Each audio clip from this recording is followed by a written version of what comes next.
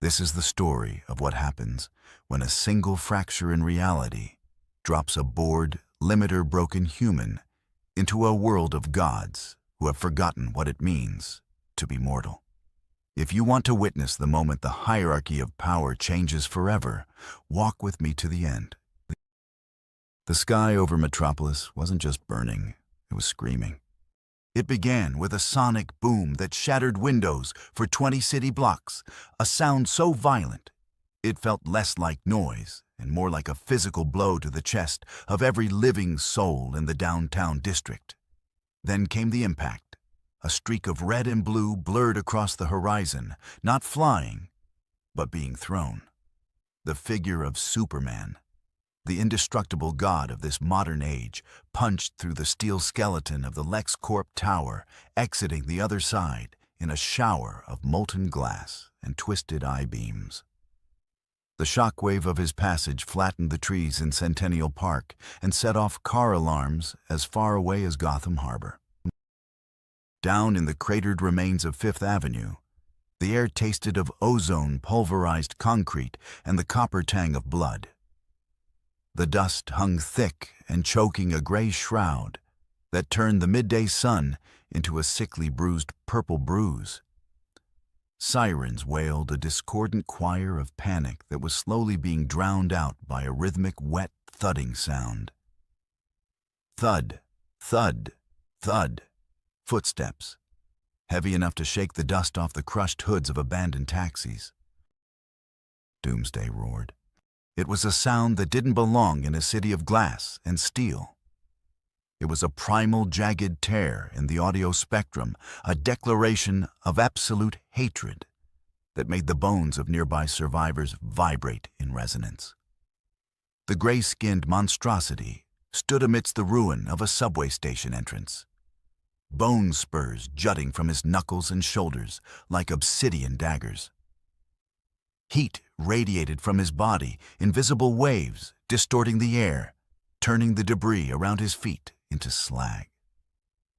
He breathed in, and the fire around him seemed to be sucked toward his chest, fueling the furnace inside. He was looking up, scanning the smoke-choked sky for the Kryptonian he had just swatted away like a bothersome insect.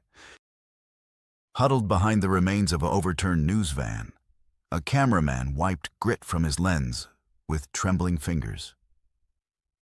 His breath came in short, sharp hitches. This was the end. He knew it. The League was scattered. Wonder Woman was down, buried somewhere under the wreckage of the Daily Planet globe. The Flash had tried to run interference and had been caught by a backhand that sent him skipping across the chaotic waters of the bay like a stone. There was no one left. The narrative of this world was simple, written in the terrified eyes of the millions watching the live feed gods fight and humans die in the collateral. We are the background. We are the scenery that gets destroyed to prove how strong the villain is. Another explosion rocked the street as Doomsday ripped a telephone pole from the asphalt and hurled it at a hovering police drone, obliterating it instantly. The monster crouched, muscles coiling like hydraulic pistons, preparing to leap toward the struggling figure of Superman rising in the distance. The tension was a physical weight, a guillotine blade, hanging suspended, waiting for gravity to do its work. And then, in the brief, impossible silence between the roar and the leap, there was a sound. Plop. It was soft, insignificant. The sound of a wet cardboard box hitting the pavement. It came from a pile of rubble directly to the left of the cameraman, a mound of shattered masonry and rebar that had once been the corner of a convenience store. The dust swirled, disturbed not by a divine aura or a cosmic portal, but by a gloved hand shoving a slab of concrete aside. The motion was clumsy, irritated, lacking any of the grace usually associated with the meta-human community. A bald head popped out. The man was indistinguishable from the gray dust coating him, save for the bright, almost offensive yellow of his suit. He coughed a dry, hacking sound that echoed awkwardly in the valley of death Doomsday had created. He didn't levitate out of the debris. He crawled, knees scraping against the broken stone, dragging a white plastic grocery bag behind him. He stood up, dusted off his knees, with a series of frantic, rapid pats, and then looked down at the bag in his hand. The cameraman zoomed in instinct, overriding his terror. The lens focused on the stranger's face. There was no glowing eyes, no mask, no expression of grim determination. There was only a look of profound, soul-crushing disappointment. "Ah, crap," the bald man muttered. His voice was flat, cutting through the crackle of burning buildings with a mundane clarity that felt utterly wrong. He lifted the plastic bag. A viscous yellow liquid was dripping from the bottom corner, pooling on his red boots. I knew I should have double-bagged it. The sale said, "Handle with care," but then the floor exploded. He sighed a long, weary exhale that seemed to deflate his entire posture. He looked around, blinking owlishly at the apocalypse surrounding him. To his right, a bus was burning. To his left, Doomsday was turning his head, the monster's red eyes narrowing in confusion as they locked onto this new, insignificant gnat. The killing intent radiating from the beast was strong enough to make veteran Green Lanterns sweat a psychic pressure that screamed death. The bald man ignored it. He was busy trying to salvage a leak that had fallen out of the bag. "Excuse me," he called out, his voice not projected with super breath, just shouted like a guy asking for directions in a crowded market. He looked directly at the cameraman, ignoring the lens, looking at the human behind it. "Do you know if there's another supermarket open nearby? This one collapsed while I was in the dairy aisle. I think I lost my receipt." The cameraman couldn't speak. His throat was a desert. He just pointed a shaking finger toward the monster standing 30 yards away. Doomsday, insulted by the lack of attention, let out a low growl that vibrated the fillings in the reporter's teeth. The monster took a step forward, the pavement cracking under the weight of his hate. He was a force of nature, an entropy engine designed to kill gods. He had murdered civilizations. He had broken the bat. He was the end of days. The bald man turned his head slowly. The light from the burning buildings reflected off his shiny scalp. He looked at Doomsday. Really looked at him with the expression one might reserve for a large, aggressive dog that had just knocked over a trash can. "You're noisy," the man said. He shifted the dripping bag to his other hand. "And you stepped on my coupons." High above the chaos, in the silent, sanitized orbit of the watchtower, alarms were not ringing. That was the problem. Batman sat at the central console, his cowl casting long shadows over his jaw, his fingers flying across the holographic interface. The sensors were screaming, but not in the way they should. Report Batman barked, his voice gravel and iron. I don't understand." Cyborg's voice came over the comms, laced with static and genuine bewilderment. Long-range scanners picked up the impact of Superman hitting the LexCorp tower. "We have Doomsday's signature high-level toxicity, adaptive biological armor strength levels off the chart. But the new contact, the one on 5th Avenue. Is it a new god, a Kryptonian?" No, Cyborg said, and the hesitation in his digital voice was terrifying. "The sensors aren't reading any energy output. No magic, no speed force, no radiation. According to the thermal scans, he's just a human male, roughly 70 kilograms, body temperature, normal heart rate. Actually, his heart rate is lower than average. He's calm. Bruce, he's standing 10 meters from Doomsday, and his heart rate is resting." Batman narrowed his eyes, pulling up the visual feed on the main screen. He saw the yellow suit, the white cape that looked like a bedsheet, the red rubber boots. It looked like a bad cosplay, a joke played in the worst possible taste. But Batman was a detective, and he saw what the sensors missed. He saw the way the dust settled around the man's feet too heavy. He saw the way the man stood perfectly balanced on uneven rubble, his center of gravity anchored as if he weighed as much as a mountain. Density, Batman muttered. Scan for physical density. Running scan. Wait. Cyborg paused.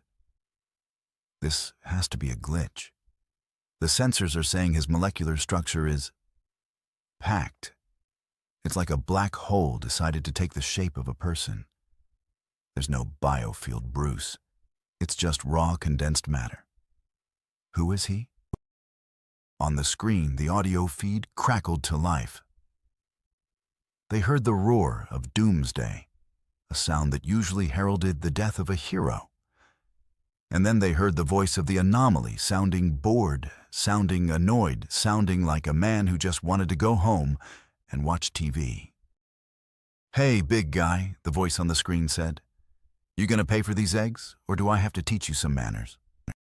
Back on the street, the air pressure dropped. The firestorm swirled, drawn into the vacuum of the impending clash. The world held its breath, waiting for the slaughter. The cameraman squeezed his eyes shut, unable to watch the poor fool get vaporized. But the vaporization didn't come. Instead, the ground jumped. The shockwave didn't just break the glass. It turned the air itself into a weapon. For Officer Miller, huddled behind the crushed remains of his patrol car on 8th Street, the world had reduced itself to a single, deafening frequency. He couldn't hear his own screams.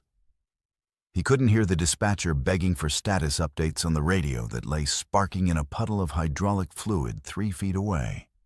There was only the roar. It was the sound of a city being disassembled brick by forces that viewed skyscrapers as nothing more than styrofoam props. He clutched his service pistol to his chest, the metal warm and slick with his own sweat. It was a 9mm. Against a mugger, it was authority. Against the thing currently tearing the heart out of Metropolis, it was a joke. A bad punchline. Miller squeezed his eyes shut as a shadow swept over him, blotting out the smoke-choked sun. The wind pressure dropped so sharply, his ears popped, followed instantly by the sickening crunch of metal meeting meat. 30 feet above him, Aquaman was skipping across the pavement like a flat stone thrown by a giant. The king of Atlantis, a being who could withstand the crushing depths of the ocean floor, hit the side of a bank vault with enough force to embed his outline in the reinforced steel. He slid down, leaving a smear of royal blood on the gray metal, his golden trident clattering to the asphalt with a hollow, mournful ring. He didn't get up. Miller opened his eyes, gasping for air that tasted like drywall dust and burning rubber. He looked up. He had to look. The sky was a canvas of violence. Wonder Woman was the only thing standing between the monster and the evacuation zone at the bridge. She was a blur of silver and red, her lasso glowing like a dying star against the gloom. She moved with the speed of a lightning strike, wrapping the glowing golden cord around Doomsday's arm, leveraging the momentum of flight to try and restrain the beast. It was a maneuver that would have toppled a mountain. Doomsday didn't even blink. The monster planted his feet, his bone-spurred heels cracking the bedrock beneath the street. He yanked his arm back. It wasn't a technique. It was raw, hateful torque. Diana was whipped out of the air, the physics of her flight broken instantly. She smashed through the facade of the Daily Planet building, devastating the newsroom, her indestructible body turning desks and servers into shrapnel. The globe on the roof groaned, tilted, and then began to fall, a massive sphere of brass and iron plummeting toward the screaming crowds below. "We're dead," Miller whispered the words lost in the chaos. "We're all just dead." This was the reality of the post-metahuman world. The police, the army, the government, they were just the cleanup crew. They were the background extras in a movie about gods. When the gods fought, the ants got stepped on. And today, the boot was coming down hard. Perched on a fire escape 4 blocks away, Jimmy Olsen clamped his finger down on the shutter button, the motor drive of his camera whirring like a frantic insect. He wasn't crying. He had stopped crying during the invasion of Steppenwolf. Now he was just documenting the end. Through the telephoto lens, the destruction was magnified, intimate. He saw the terror on the faces of the National Guard troops as their tank barrel was bent into a pretzel by Doomsday's casual backhand. He saw the blood dripping from Superman's nose as the Man of Steel struggled to push himself up from the crater in the LexCorp Plaza. It wasn't the heroic struggle of the comic books. It was messy. It was ugly. It was a slaughter. "Come on, Big Blue," Jimmy muttered, his eye pressed to the viewfinder, his voice cracking. "Get up. You always get up." But Superman wasn't getting up fast enough. The gray monster was already turning, scanning for its next victim, its eyes burning with red entropy.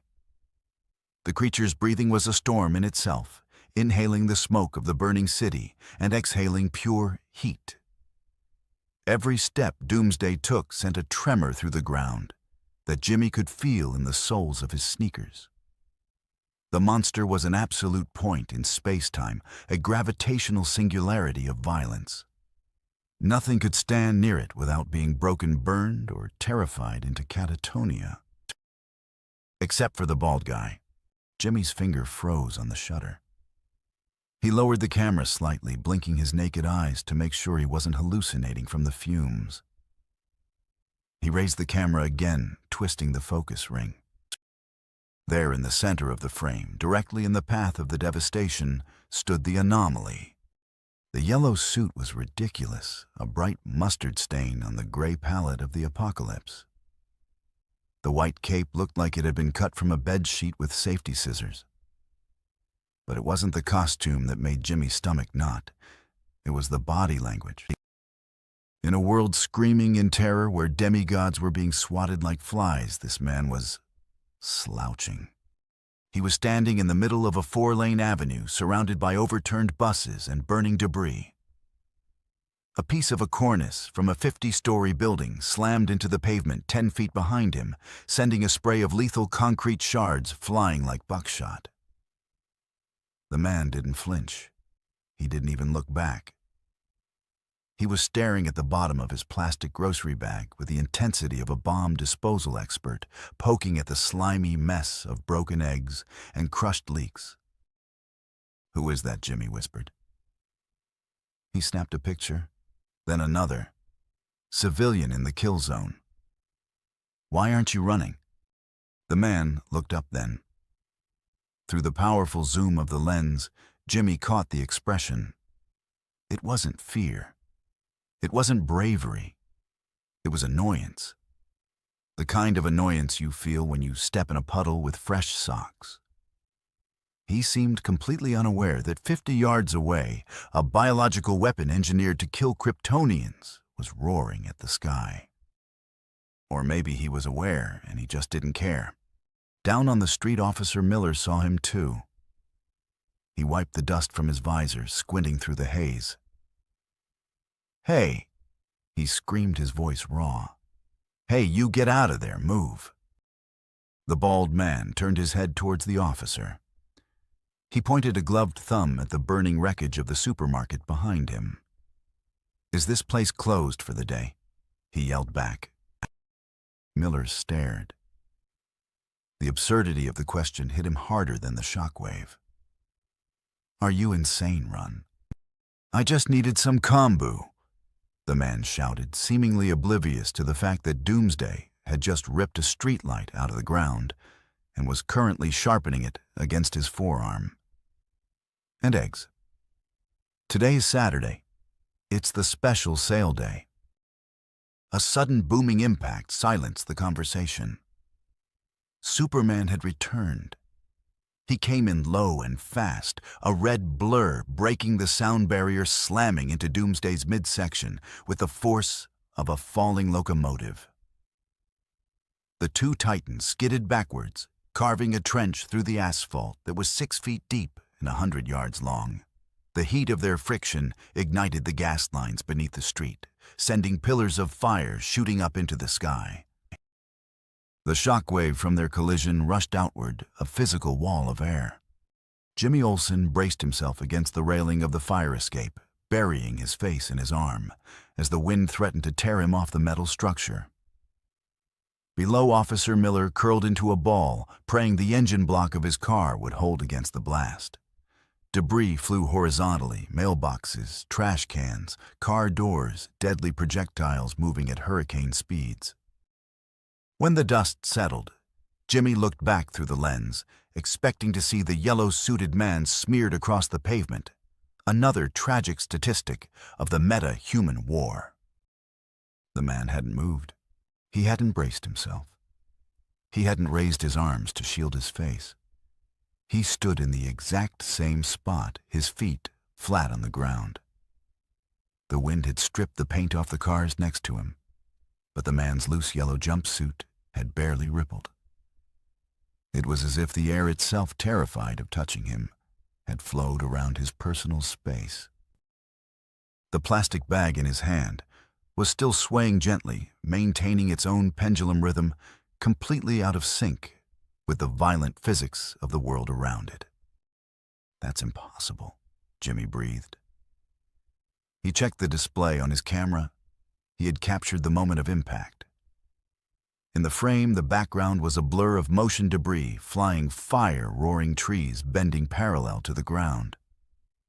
But the bald head in the foreground was perfectly sharp. No motion blur, absolute stillness.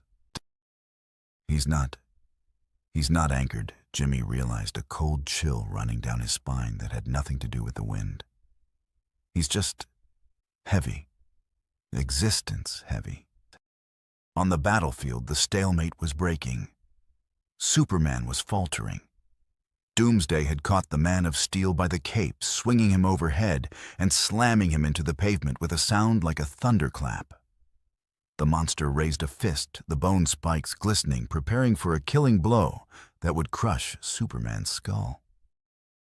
The crowd watching on the giant screens in Times Square in Tokyo and London gasped as one. This was it. The symbol of hope was about to be extinguished. The narrative was closing. But down on Fifth Avenue, the narrative had a glitch. The bald man sighed. It was a long, audible sound that cut through the silence before the execution. He looked at the mess in his bag, then at the monster raising its fist, and finally, he seemed to come to a decision. He stepped forward. It wasn't a dash. It wasn't a super-speed blur. It was a walk.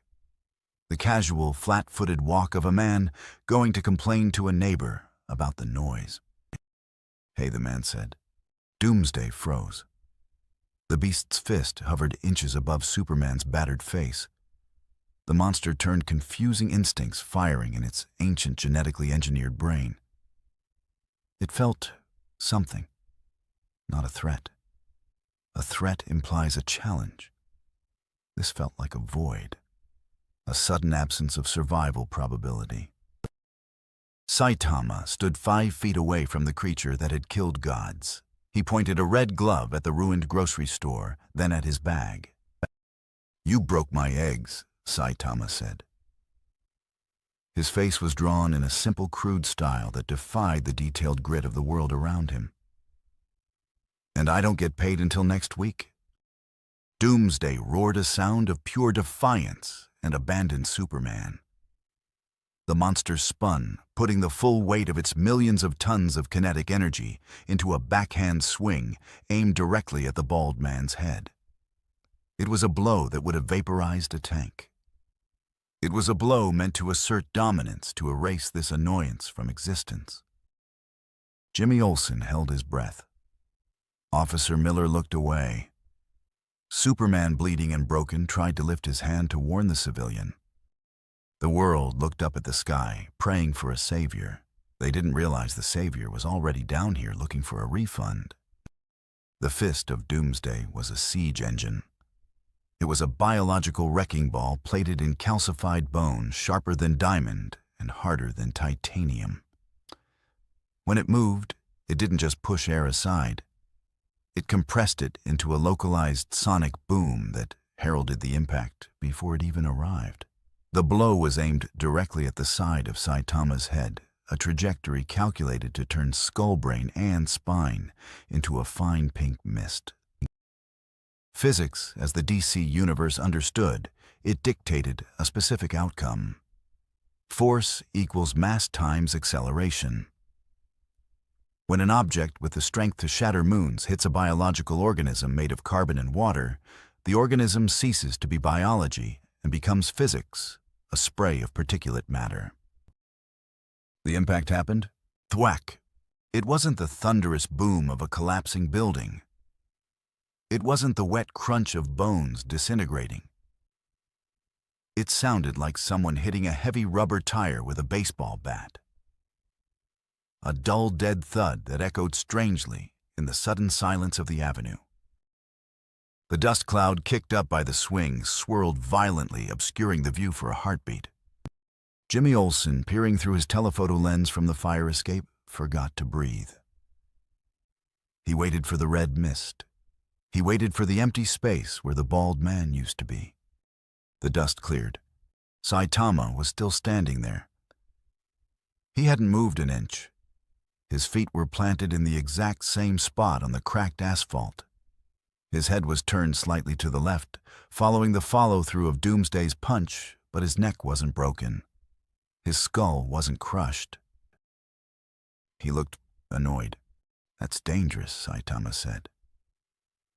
His voice was flat, carrying clearly over the sizzling sound of the heat radiating from Doomsday's body.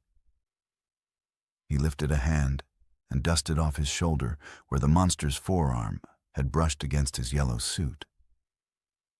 "You'll get dirt on my cape. Do you know how hard it is to get stains out of white fabric?" Doomsday stared. The monster's red eyes widened, pupils contracting to pinpricks.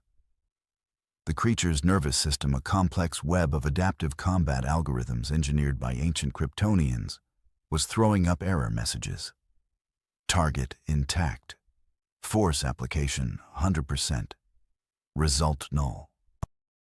The monster growled a low, confused rumble deep in its chest and pulled its fist back. The knuckles were smoking.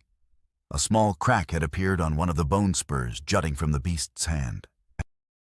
Superman, lying prone in the crater a few yards away, lifted his head. His vision was blurry, swimming with red warning icons from his own biofield, but he saw it. He saw the impossible durability. "Run." He wheezed, blood bubbling on his lips. "You have to run." Saitama looked down at the fallen hero. "You look beat up, man. Maybe you should take a nap." He turned back to Doomsday. "Hey, I was talking to you. The eggs." Doomsday roared again, frustration overriding confusion. The monster didn't understand dialogue. It understood violence. If a punch didn't work, use more force. Use all the force. The beast raised both fists, clasping them together into a monolithic hammer. The muscles on its back swelled, tearing the remains of its containment suit. Energy crackled around its body, green arcs of bioelectricity that scorched the pavement. With a scream that shattered the windows of the few remaining intact buildings within a mile, Radius Doomsday brought the double fist hammer smashed down directly on top of Saitama's shiny head. This was the move that had cracked the tectonic plate under Metropolis Park an hour ago. Boom! The ground exploded. The street didn't just crack. It liquefied. A shock wave of displaced earth and asphalt erupted outward in a perfect circle, flipping cars like tiddlywinks and shearing the facades off the buildings on either side of the street. Officer Miller screamed as the engine block he was hiding behind was shoved backward 3 feet by the wall of air. A crater formed instantly 20 feet deep and 50 feet wide. Dust geysered into the sky, a mushroom cloud of urban destruction. Silence fell again, heavy and ringing. In the center of the crater, the dust began to settle. Doomsday stood panting, his fists buried deep in the earth. The monster grinned a rictus of feral triumph. Nothing survived that. Nothing. Man, a muffled voice came from beneath the monster's fists. Now I'm buried. Doomsday's grin faltered. The ground beneath his fists began to vibrate. Not with an earthquake, but with a gentle, insistent pushing. Slowly, impossibly, Doomsday's arms were lifted. The monster strained, pushing down with enough force to hold a suspension bridge in place, but his arms were rising. He growled, putting his back into it, his feet digging furrows into the bedrock. It didn't matter. Saitama rose from the hole, lifting the monster's fists with one hand, holding them up like he was carrying a slightly heavy umbrella. He brushed dirt off his bald head with his free hand. You really don't listen, do you? Saitama sighed. He looked at the plastic bag in his other hand. It was now flat empty and buried in dirt. Great. The kombu is gone too.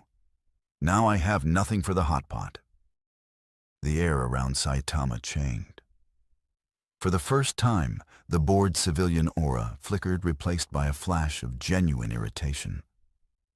It wasn't the killing intent of a warrior. It was the frustration of a consumer who had been wronged. Saitama let go of Doomsday's fists, and in a motion too fast for Superman's eyes to track, slapped the monster's hand away. Slap. The sound was sharp, stinging. Doomsday's arm didn't just move aside. It snapped back with such velocity that the air ignited. The monster spun like a top balance, completely destroyed by the casual parry. I guess I'll have to go to the store in the next city, Saitama muttered to himself. That's a train ride away. Do I have enough change? He started patting his pockets, completely ignoring the 10-foot-tall killing machine standing right in front of him. You. A rasping voice came from Doomsday. The monster was evolving. The trauma of being ignored was forcing it to develop speech, or at least to mimic the concept of hatred. Die. Doomsday lunged. This time, he didn't punch. He aimed to grapple, to crush, to tear. He grabbed Saitama by the shoulders, his claws digging into the yellow fabric. He lifted the small man off the ground, bringing his face close, opening his maw to unleash a point-blank blast of heat vision. Saitama dangled there, feet kicking slightly. Hey, personal space. Your breath smells like burning tires. The heat vision fired. 2 beams of concentrated solar energy, hot enough to melt the hull of a Kryptonian warship, slammed into Saitama's face at 0 range. The red light engulfed his head. The heat was blinding. Jimmy Olsen lowered his camera. Oh, God. The beam lasted for 5 seconds, turning the air around them into plasma. When Doomsday finally stopped, smoke curled from Saitama's face. Saitama blinked. His face was blackened with soot like a cartoon character who had a cigar explode. He blew a puff of smoke out of his mouth. That's hot, he said, sounding mildly surprised. Are you a heater? Then he frowned. Wait. Did you just burn my eyebrows? He reached up, touching the space above his eyes. There was no hair there to begin with. He was bald after all. But the principle of the matter seemed to offend him deeply. I don't have eyebrows, Saitama realized, looking at his glove. But if I did, they'd be gone. He looked at Doomsday. The monster was freezing up. For the first time in its existence, Doomsday felt the cold, creeping sensation of fear. The creature's adaptive evolution was screaming one directive: flee. You ruined my groceries, Saitama said, his voice dropping an octave. The comedic doodle-like face sharpened. Shadows fell over his eyes. The air pressure in the crater dropped to 0. You got dirt on my cape, and now you tried to burn my face. Saitama clenched his right hand into a fist. It wasn't a wind-up. It wasn't a technique. He just closed his fingers. I'm going to punch you now. It was a statement of fact. A spoiler for reality. Saitama threw a punch. Not a serious punch. Just a normal get-out-of-my-face punch. The fist connected with Doomsday's gut. There was no sound at first. The impact was so absolute that it stripped the sound waves from the air. Doomsday's eyes bulged. The bone armor on his chest didn't crack. It disintegrated. The shockwave traveled through the monster, exiting out of his back in a cone of compressed air that punched a hole through the clouds above the city, creating a perfect blue circle of sky in the middle of the storm. Then came the sound. Kearakum. Doomsday didn't fly backward. He vanished. 1 millisecond he was there, and the next, he was a gray blur streaking across the horizon, breaking the sound barrier, then the thermal barrier. He skipped off the atmosphere like a stone on water and disappeared into the upper stratosphere. Saitama stood alone in the crater, his fist still extended. Smoke rose from his knuckles. He stood up straight, shook his hand, and looked at the sky where the monster had vanished.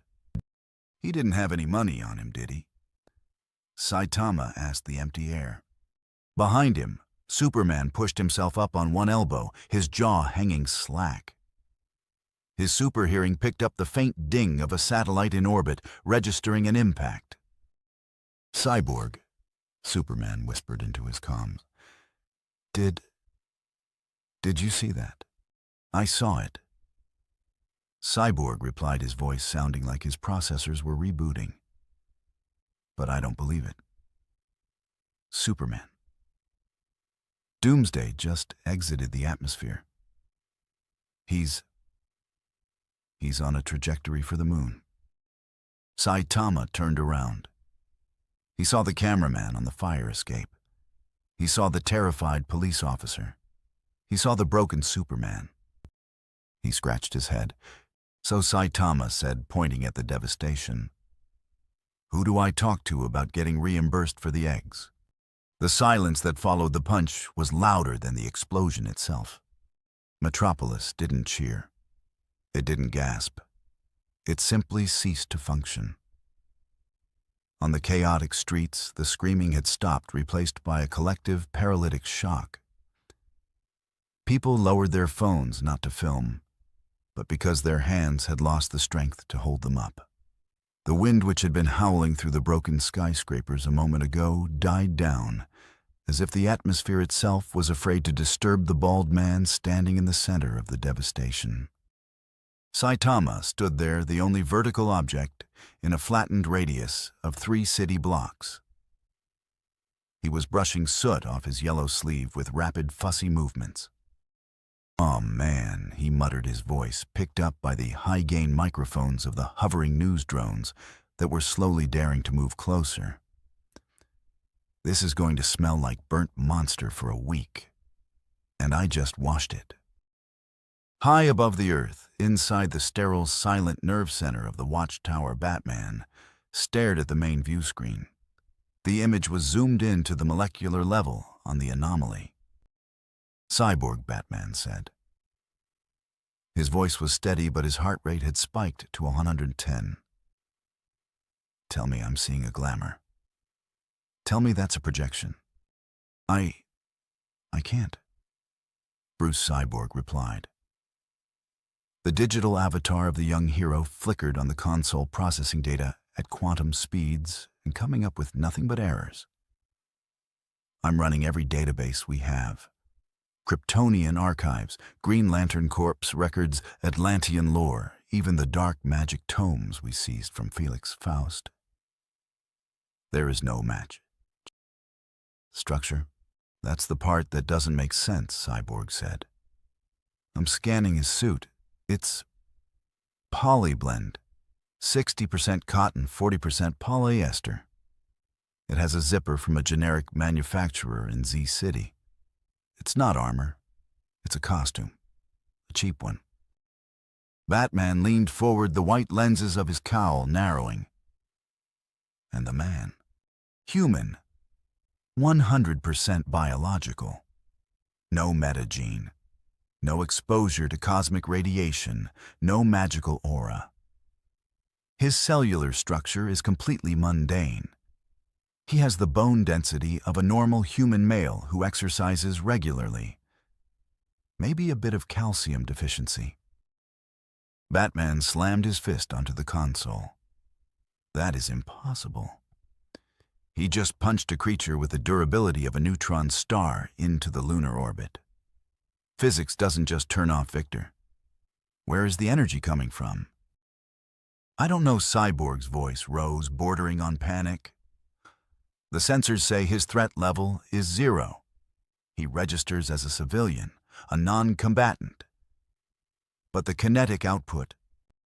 On the screen, the non-combatant was currently trying to wipe a smudge of dirt off his white cape using a bit of spit. The contrast was nauseating. This was the most powerful being on the planet, and he looked like a cosplayer who had gotten lost on the way to a convention center. He lacked the majesty of Superman, the terrifying presence of Wonder Woman, or the sleek lethality of the Flash. He was just a guy. A guy with a bad posture and dead fish eyes. Back on the ground, the dust was settling around Superman. The Man of Steel groaned, pushing himself up on trembling arms. His solar reserves were drained, his invulnerability taxed to its limit by the beating he had taken. He looked up, his vision clearing, and saw the savior of Metropolis. Superman staggered to his feet, clutching his ribs. He floated a few inches off the ground, drifting toward Saitama. The hero instinct kicked in, the need to assess, to think, to lead. Citizen Superman rasped, wiping blood from his chin. That was reckless. But you saved us. Who are you? Saitama stopped cleaning his cape. He looked up at the floating demigod. He took in the flowing red cape, the stylized S shield, the perfect jawline, the aura of noble suffering. Oh, Saitama said, you're the guy who gets beat up a lot on the news. Superman blinked. The wind went out of his sails instantly. Excuse me. You know the guy in the blue leotard? Saitama continued, pointing a gloved finger. I see you on TV while I'm eating dinner. You're always getting thrown into buildings. Is that part of your training, like building up resistance? Superman floated down his boots, touching the asphalt. He looked bewildered. No. I fight to protect the people. I am Kal-El of Krypton. Saitama, the bald man said, I'm a hero for fun. For fun. Superman repeated the concept, bouncing off his moral compass like a bullet off his chest. Heroism isn't a hobby. It's a burden. It's a responsibility to those who cannot protect themselves. Sounds exhausting, Saitama said, picking his ear with his pinky. I just do it because it's boring when nothing happens. Also, sometimes the monsters drop coupons. The cameraman on the fire escape. Jimmy Olsen zoomed in tighter. The feed was going live to billions. This was the reveal. The world was waiting for a speech about justice, about the triumph of the human spirit. Instead, they were watching a bald man in rubber boots critique Superman's career choices. Lex Luthor, watching from his bunker deep beneath the city, began to laugh. It started as a chuckle and grew into a manic, breathless cackle. Look at him. Luthor screamed at his monitors, pointing at Saitama's disinterested face. Look at the banality of absolute power, no alien heritage, no divine birthright, just a human. A magnificent, bored, simple human Superman is a lie. That, that bald ape is the truth. But the conversation was cut short. The sky, which had just begun to clear, suddenly turned red. A high-pitched whistle starting at the edge of hearing and dropping rapidly into a deafening roar tore through the atmosphere. The clouds directly above them began to swirl, boiling away, as something massive punched through the re-entry layer. Incoming Batman shouted over the Justice League comms. Impact imminent, he's back. Saitama looked up, shading his eyes with his hand. Oh, the big guy forgot something. Doomsday returned. He didn't just fall. He drove himself down. Having recovered on the surface of the moon, the monster had leapt back toward Earth with enough force to alter the moon's orbit slightly. He was a meteor of pure hate, burning with the friction of the atmosphere, aimed precisely at the coordinates of the man who had punched him. Boom. The impact was 3 blocks north in the financial district. A shockwave of dust and fire rolled down the avenues, blowing out the remaining windows. The ground heaved like a liquid. Out of the fire walked Doomsday, but he was different. The bone armor had thickened, growing over his chest and face like a carapace. His skin had turned a darker shade of gray, almost black. And around his body, a strange shimmering field distorted the light. He evolved, Cyborg whispered in the horror-struck silence of the watchtower. His biology adapted to the blunt force trauma. He's reinforced his skeletal structure to withstand kinetic impact. He's immune to being punched. Doomsday roared, but this time the roar wasn't mindless. It was cautious. The monster stalked forward, crushing cars under his feet. He stopped 50 yards away from Saitama. The red eyes glowed with a new emotion. It wasn't just rage anymore, it was recognition. In the long, bloody history of Doomsday, a history that spanned galaxies and epochs, a history of killing Green Lanterns, Kryptonians, and new gods, he had never been moved against his will. He had never been hurt. Until 5 minutes ago. Saitama sighed. He dropped the empty plastic bag. You're really persistent. It's kind of annoying. Doomsday flinched. The camera caught it. The high-definition lens of Jimmy Olsen's camera froze the moment perfectly. The monster, the destroyer of worlds, took a half-step back when the bald man sighed. Did you see that Jimmy whispered, his voice trembling? He's scared. Saitama didn't notice. He cracked his neck left, then right. Pop, pop. Listen, Saitama said, walking forward. I'm hungry. My eggs are broken. My hot pot is ruined. And now you're back to make more noise. He raised his fist again. It looked exactly the same as before. No glow, no energy charge, just a red glove. Doomsday saw the fist. The monster's genetic memory screamed. The adaptation hadn't been enough. The beast knew it. The armor plates on its chest vibrated. The shimmering field flared. Doomsday roared a sound that was less of a war cry and more of a panic response, and fired a barrage of bone spikes from his shoulders.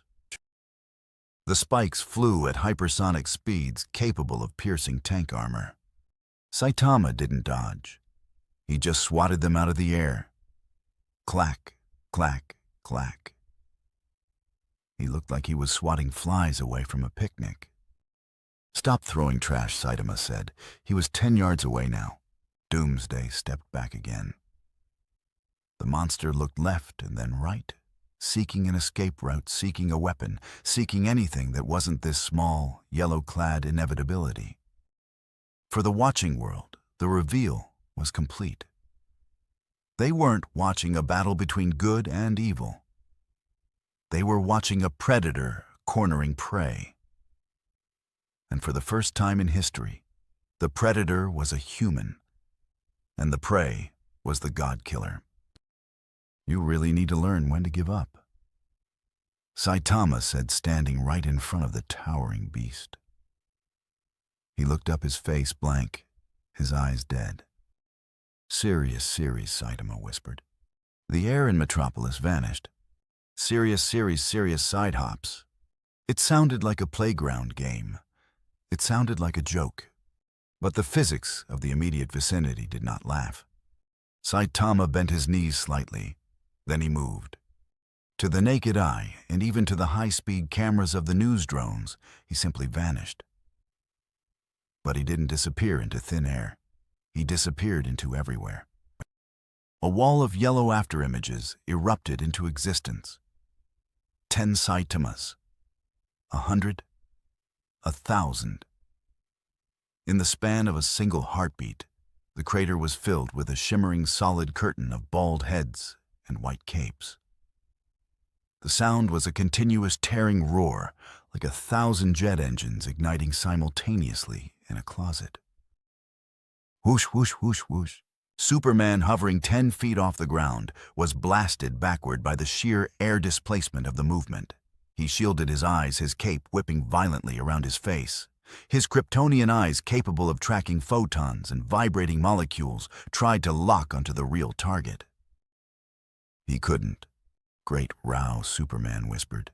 He's not moving fast. He's existing in multiple places at once. It wasn't the Speed Force? Barry Allen wasn't there to explain it, but Superman knew the feel of the Speed Force, the crackle of lightning, the shift in the temporal flow. This was different.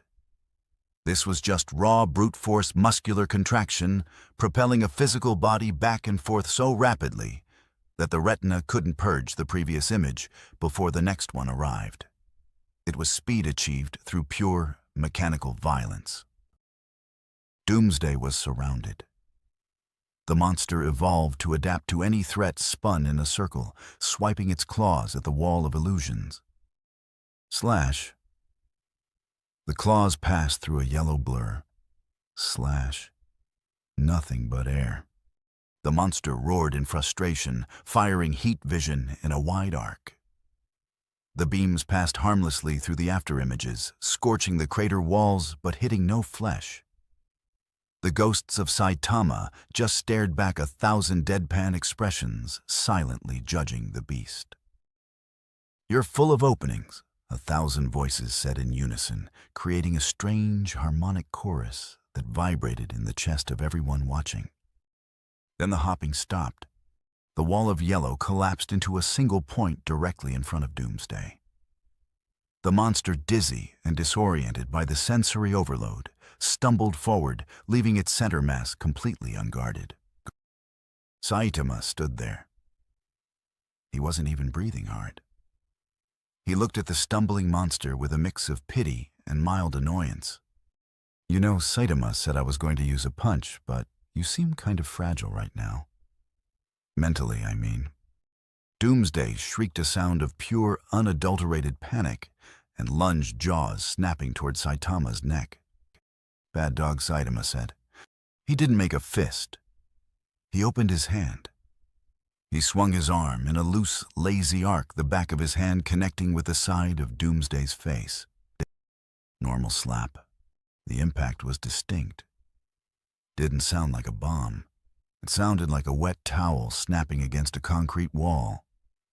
Thwack. But the result was apocalyptic. Doomsday's head snapped to the side at a 90-degree angle. The kinetic energy transferred from that casual backhand traveled down the monster's spine, shattering the newly evolved bone armor into 1,000,000 glittering fragments. The beast was lifted off its feet, spinning like a rag doll caught in a tornado. Zoom. There was no arc. There was no falling. Doomsday simply became a horizontal line of gray blur, vanishing over the skyline of Metropolis in less than a second. 3 seconds later, a distant rumble rolled in from the west. Report, Batman barked over the comms. Seismic impact detected, Cyborg replied, his voice sounding hollow. Doomsday just impacted the side of Mount Whitney. In California. California Batman paused. That's 3,000 miles away. He covered the distance in 4 seconds, Cyborg confirmed. He went through 2 mountain ranges on the way. Satellite thermal shows he is currently embedded 300 meters deep in the granite. Life signs are critical. He's unconscious, Bruce. The monster that killed you was just slapped into a coma. In the crater on 5th Avenue, silence returned. The dust hung suspended in the air, glittering in the shafts of sunlight breaking through the clouds. Saitama dusted off his gloves. He looked in the direction the monster had flown. Hope he doesn't come back, Saitama muttered. I'm seriously going to miss the sale. He turned around and found himself face to chest with Superman. The Man of Steel had touched down. He was battered, his suit torn, bruises purpling his invulnerable skin. He looked at the small, bald man with an expression that was a complex cocktail of gratitude, awe, and deep existential confusion. You, Superman started, then stopped. He cleared his throat, trying to regain the gravitas that usually commanded respect from presidents and intergalactic warlords. Sir, you have neutralized the threat. The Justice League, the world owes you a debt. Saitama looked at Superman. Then he looked down at Superman's boots, then back up. Hey, Saitama said. You fly, right? Yes, Superman nodded. Can you fly me to the nearest supermarket? The one that isn't crushed. I think I can still make it if we hurry. Superman blinked. The wind rustled his cape. The supermarket. Yeah. Eggs, cabbage. Maybe a flank steak if it's 20% off. Saitama held up his empty dirt-stained plastic bag as evidence. My dinner is ruined. This is a tragedy. Sir Superman set his brow furrowing. You just banished a Doomsday-class entity with a slap. Who are you? Are you a Kryptonian, a new god, an avatar of the Speed Force? I'm Saitama, the man repeated, looking bored. I told you, I'm just a guy who's a hero for fun. And I live in Z City. Where am I anyway? This doesn't look like Z City. The rent here looks expensive. Deep beneath the city in the lead-lined bunker of LexCorp, the silence was broken by a whisper. Beautiful. Lex Luthor stood before his wall of screens, his face illuminated by the glow of the replay. He was watching the slap on a loop, frame by frame. He saw the mechanics of it. He saw the lack of energy projection. He saw the absence of meta-genes. He saw a human arm powered by human muscle performing a feat that made Superman look like a child playing with action figures. No alien DNA. Luthor whispered, a smile spreading across his face that was sharper than any blade. No magic words. No gifts from Daddy Jor-El. He turned to his assistant, Mercy Graves. Do you see? Mercy Luthor pointed at the screen, his finger trembling with manic delight. I was right. I have always been right. Mankind does not need them. We do not need the alien savior floating above us, pitying us. We have the potential within our own genetic code to surpass them.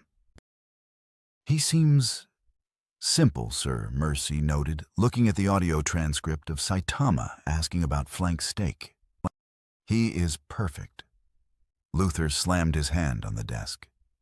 He is the proof of concept. If a human can achieve that, then Superman is obsolete. Superman is nothing more than a crutch that has kept us from walking on our own. Luthor's eyes narrowed. Find him. I don't care about the Justice League. Get me everything on Saitama. If I can replicate his biostructure, if I can bottle whatever broke his limits, I will not just kill Superman. I will make him irrelevant. Back on the surface, the media had arrived.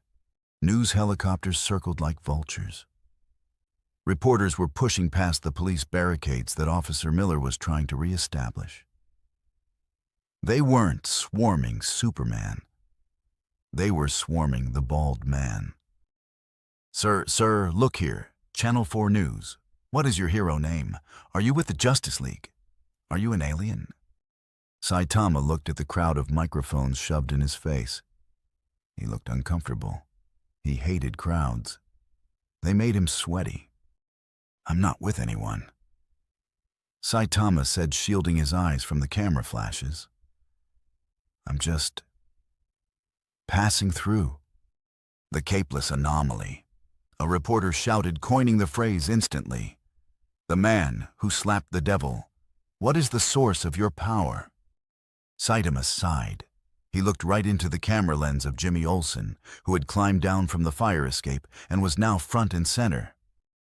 Source Saitama scratched his cheek. It's nothing special. The world leaned in. Batman in the watchtower maximized the audio gain. Luthor held his breath. 100 push-ups, Saitama said flatly. The reporters froze. Superman tilted his head. 100 sit-ups, Saitama continued counting on his fingers. 100 squats. And a 10-kilometer run. Do it every single day. A beat of silence. And Saitama added, his face deadly serious. Make sure you eat 3 meals a day. Just a banana in the morning is fine. And never use the air conditioner in the summer or heat in the winter to strengthen the mind. The reporter from Channel 4 lowered her microphone. Excuse me. That's it, Saitama said. It was really hard at first. I thought I was going to die. But eventually, I went bald and I got stronger. That's a standard exercise routine, the reporter stammered. That's not even a very intense one. Olympic athletes do more than that before breakfast. Yeah, well, Saitama shrugged. It worked for me. Batman sat back in his chair in the watchtower. He's lying, he grunted, or he's insane. No human physiology reacts like that to calisthenics. Or Wonder Woman said, her voice coming over the comms as she pulled herself out of the rubble of the Daily Planet. He is telling a truth we cannot comprehend. The gods of old did not gain power through complexity, Bruce. They gained it through will. On the street, the atmosphere shifted. The awe was turning into skepticism. The capeless anomaly was claiming he got strong by doing push-ups. It felt like a mockery. But before the crowd could question him further, the sky darkened again. Not with a monster this time, but with portals. Boom tube. A swirling vortex of white light tore open above the skyline. Then another. Then 10 more. The air filled with the smell of ozone and sulfur. Out of the portals swarmed the winged nightmares of apocalypse. Parademons.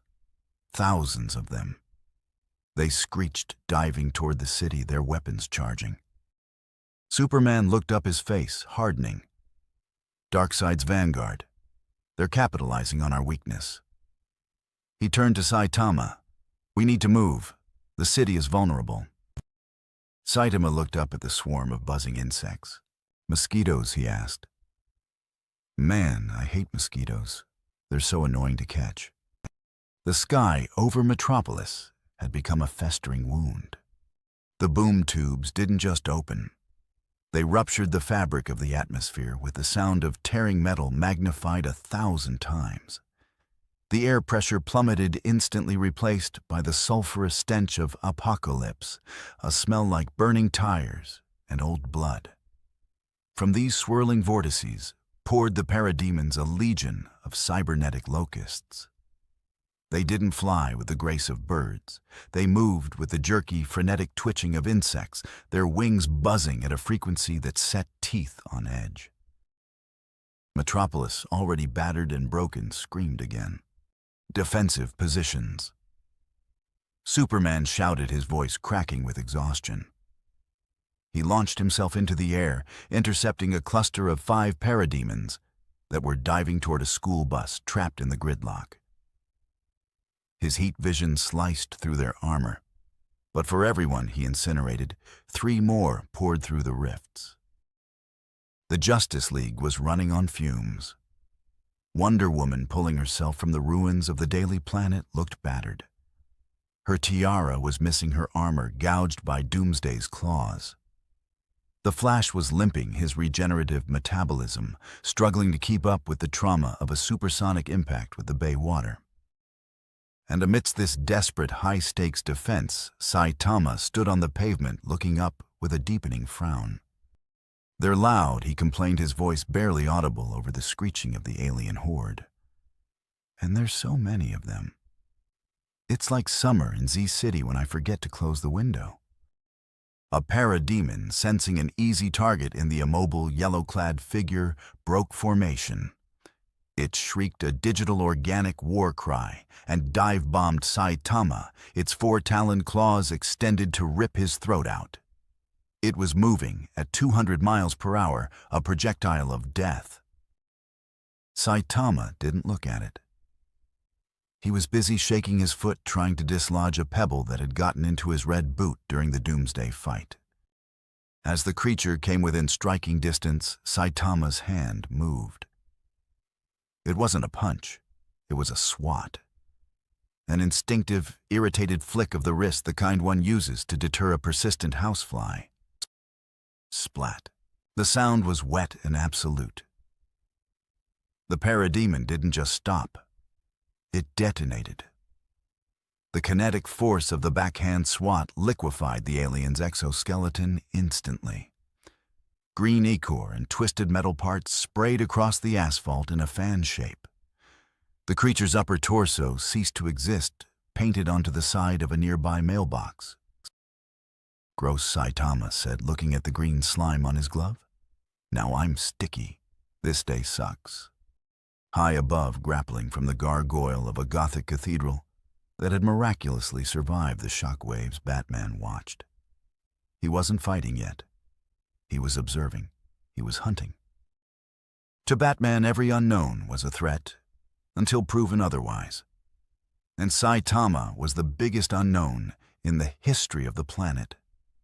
The training regimen explanation, 100 push-ups, 100 sit-ups, was a lie. It had to be. It was physiologically impossible. No amount of lactic acid buildup created skin that could withstand Doomsday. No amount of cardio allowed a human to slap a monster into orbit. "He's hiding something," Batman whispered to himself. His cowl's white lenses narrowing as they recorded every micro-movement of the bald man below. Magic, a reality-warping field. Or is he a construct, a biological weapon sent to replace us? Batman dropped. He moved like a shadow, a silhouette of vengeance falling through the smoke. He didn't aim for the parademons. He aimed for the blind spot behind Saitama. This was the test, a stress test. Batman landed silently on the roof of a crushed taxi 20 feet behind Saitama. In the chaos of the invasion, the explosions, the screaming, the sonic booms of Superman fighting overhead. Batman was invisible. He reached into his utility belt and pulled out 3 batarangs. These weren't standard issue.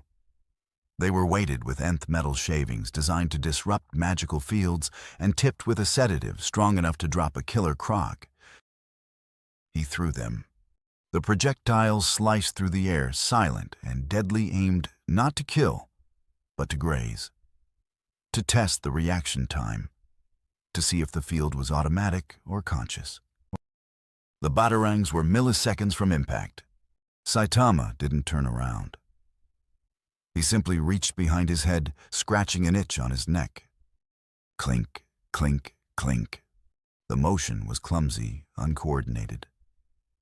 But somehow, in the process of scratching his neck, his fingers had intercepted the 3 projectiles. He pinched them between his thumb and forefinger, pulling them away from his skin. He turned around, holding the batarangs up to his face. He squinted at them. "Toy boomerang?" Saitama asked. He looked at the dark armored figure crouching on the taxi. "Hey, Bat Guy, you dropped these. Be careful, the edges are sharp. You could poke someone's eye out." Batman froze. His internal monologue, usually a stream of tactical analysis, stuttered. He didn't sense them. He didn't dodge.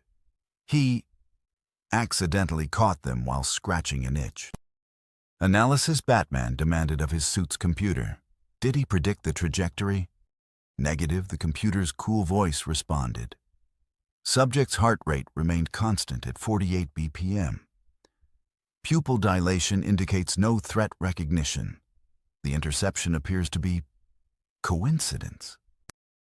There is no such thing as coincidence, Batman growled. He leapt off the taxi, his cape spreading like wings, gliding down to land directly in front of Saitama. He towered over the smaller man, using every inch of his intimidation tactics, the shadow, the glare, the silent judgment. "Who are you?" Batman rasped. "The truth, now." Saitama looked up at Batman. He looked at the pointy ears on the cowl. "I already said. I'm Saitama. I'm a hero." He paused, looking at Batman's belt. "Do you have any gadgets that can get stains out of polyester? I got monster guts on my sleeve." "This isn't a game." Batman stepped closer, his voice dropping to a subterranean growl. "Metropolis is burning. Parademons are swarming. And you are making jokes about groceries. What are you? A meta-human, an alien, a god?" "I'm a human," Saitama said, getting annoyed. "And stop standing so close. You're blocking the sun." Before Batman could press the interrogation, a roar tore through the street. A brute parademon, an elite shock trooper twice the size of the others, and armed with a plasma cannon, landed heavily between them. The asphalt cracked under its weight. It raised the cannon, aiming point blank at the distracted heroes. Batman moved instantly, reaching for a smoke pellet to cover their retreat. Saitama didn't retreat. He stepped forward, putting himself between Batman and the cannon. "You guys are really persistent with the noise," Saitama said. The plasma cannon fired. A bolt of superheated energy, hot enough to melt a tank, struck Saitama directly in the chest. The explosion engulfed him. Smoke and fire billowed out.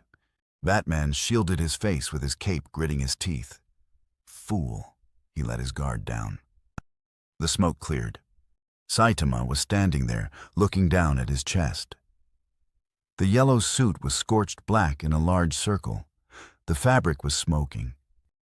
"Ah," Saitama said. His voice was filled with genuine despair. "My suit, it's burned." He looked up at the brute parademon. The monster lowered its cannon, confused. "The human should be ash." "You," Saitama pointed a shaking finger at the alien. "You owe me a new suit. This one was custom-made by the tailor in the shopping district. Do you know how hard it is to get this shade of yellow?" The brute roared and charged, swinging the cannon like a club. Saitama punched. It wasn't a serious punch. It was a petulant, angry jab. The fist connected with the brute's armored torso. The brute didn't just die. It unraveled. The kinetic force traveled through its body, stripping the flesh from the cybernetics, shattering the cybernetics into dust, and then carrying the dust into the building behind it. The entire ground floor of the office complex blew out the back, creating a tunnel of daylight through the structure. Saitama stood amidst the falling debris of the alien, fuming. "Why does everyone keep breaking my stuff today?" Batman lowered his arm. He stared at the hole in the building. He stared at the man, worried about his laundry. Threat level unquantifiable, Batman thought. Psychological profile, simpleton, or the greatest actor in the multiverse. Suddenly, a golden lasso dropped from the sky, encircling the remaining parademons in the immediate vicinity. Wonder Woman landed her boots, striking the pavement with the authority of a goddess. She pulled the rope tight, crushing the aliens together, then finished them off with a sweep of her sword. She sheathed her blade and turned to Saitama. Her blue eyes were burning with intensity. She had seen the punch. She had seen the power, but she saw something else that disturbed her. "Warrior Diana," said, her voice commanding. "I saw you fight." Saitama looked at her. "Oh, the lady with the rope. Hello? You possess strength that rivals the gods." Diana stepped closer, ignoring the chaos around them. To an Amazon, the philosophical nature of a warrior was as important as the battle itself.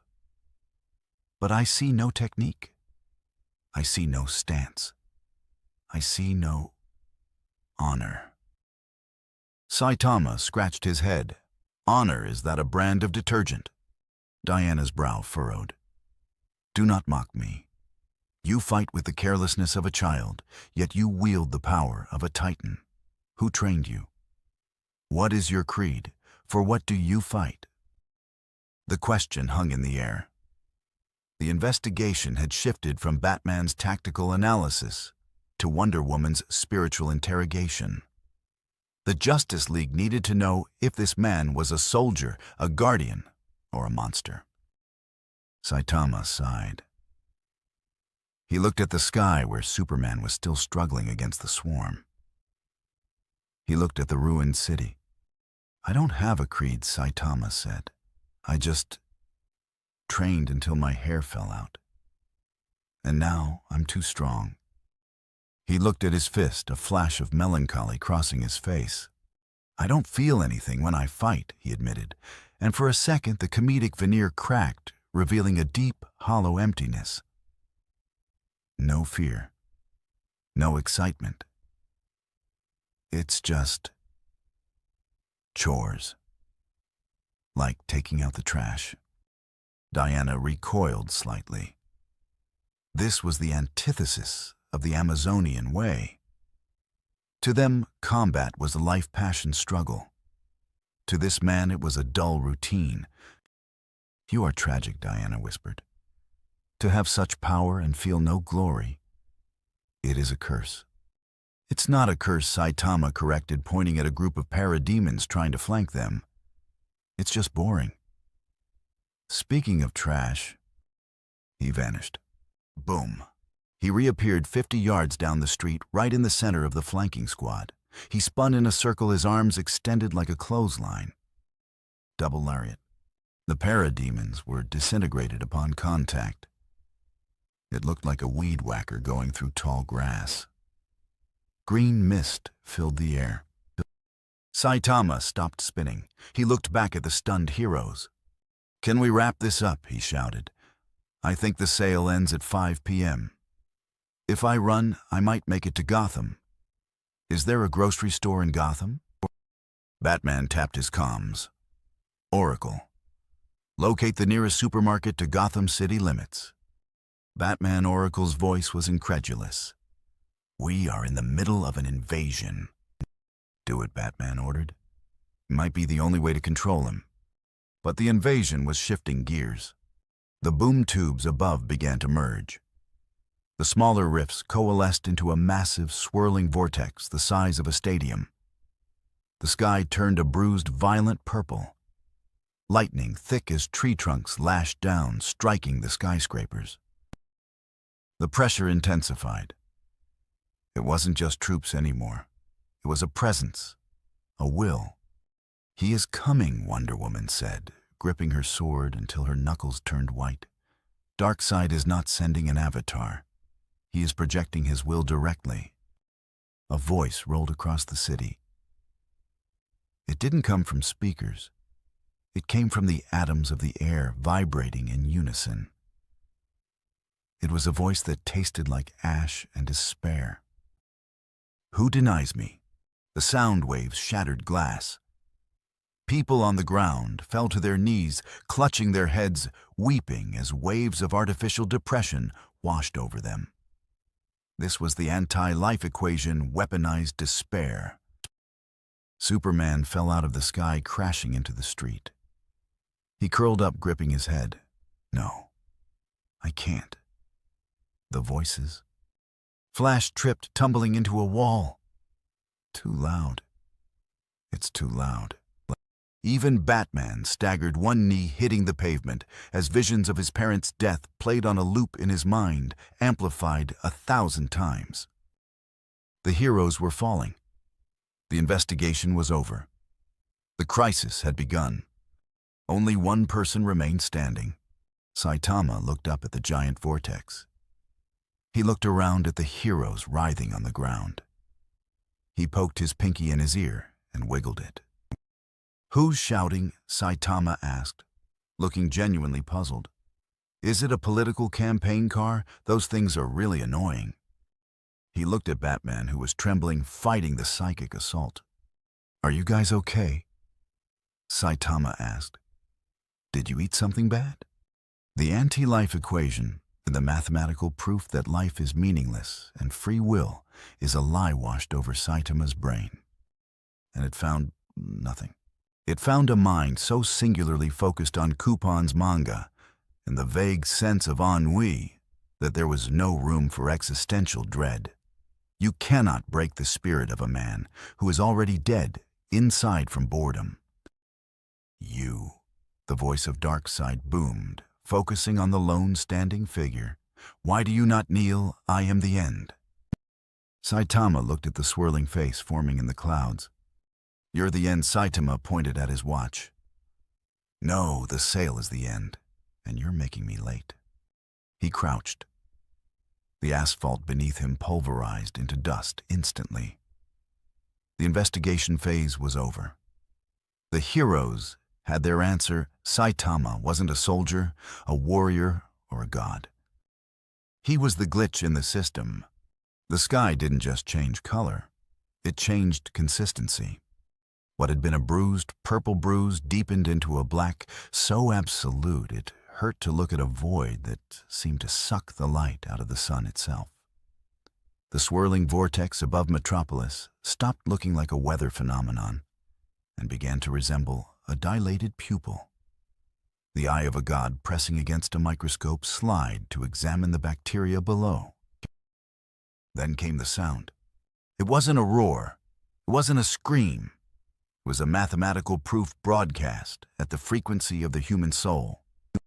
Loneliness plus alienation plus fear plus despair plus self-worth, mockery, condemnation, misunderstanding, X guilt, X shame, X failure, X judgment, na, I where you hope and end folly love lies life, death self dark side. The anti-life equation. It was the oldest weapon in the universe, the irrefutable argument that free will was a mistake, and submission to Darkseid was the only logical conclusion to existence. It didn't attack the body. It attacked the concept of self.